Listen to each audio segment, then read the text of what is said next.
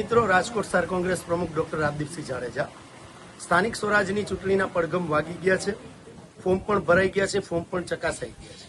જ્યારે ભારતીય જનતા પાર્ટી ભ્રષ્ટાચારી શાસન રાજકોટના લોકો પણ જાણી ગયા છે, ત્યારે જ્યારે ફોર્મ ચકાસણીના દિવસે અમારા 2-3 ઉમેદવારોને ધાક ધમકીવાળા ફોન પણ આવ્યા, ક્યાંય ને ક્યાંય તંત્ર દ્વારા પણ આનો ઉપયોગ કરવામાં આવેલો. ત્યારબાદ અમે સમગ્ર રાજકોટના 72 કોર્પોરેટરો જે ઉમેદવારો છે એમાં એક કોર્પોરેટરો જે લીડિંગ પર્સનાલિટી મુખ્ય જે અમારા છે આગેવાનો એમને જવાબદારી આપેલી હતી.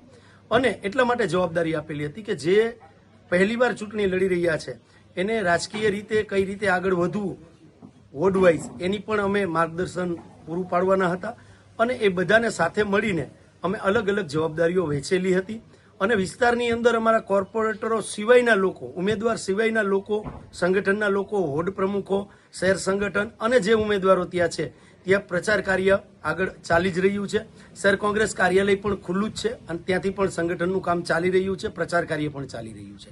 પણ ભારતીય જનતા પાર્ટી દ્વારા લોકશાહીનું ચીરહરણ કરવાના પ્રયત્ન થઈ રહ્યા હતા, એટલે અમે અમારા ઉમેદવારોને ખોટી રીતે માનસિક રીતે કોઈ હેરાન ન કરે એટલે સ્ટ્રેટેજીના ભાગરૂપે અમે આ કાર્યક્રમ કરેલો છે. અને ભારત દેશ છે એ સમગ્ર વિશ્વની અંદર લોકશાહી ધરાવતો દેશ છે. જ્યારે દેશની અંદર અંગ્રેજોનું શાસન હતું ત્યારે પણ કોંગ્રેસ લડી અને આ દેશને આઝાદી અપાવેલી હતી.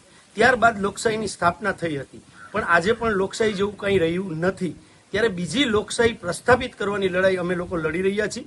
અને રાજકોટની જનતા છે એ સંપૂર્ણ રીતે આ વખતે ભારતીય જનતા પાર્ટીનો ભ્રષ્ટાચારી જે ગળો છે એને ફોડવા તત્પર છે. એટલે ભારતીય જનતા પાર્ટીના લોકો આવા વલખા મારી રહ્યા છે.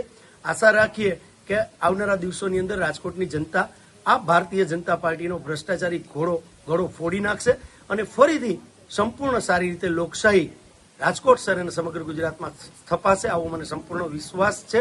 જય હિન્દ, જય ભારત.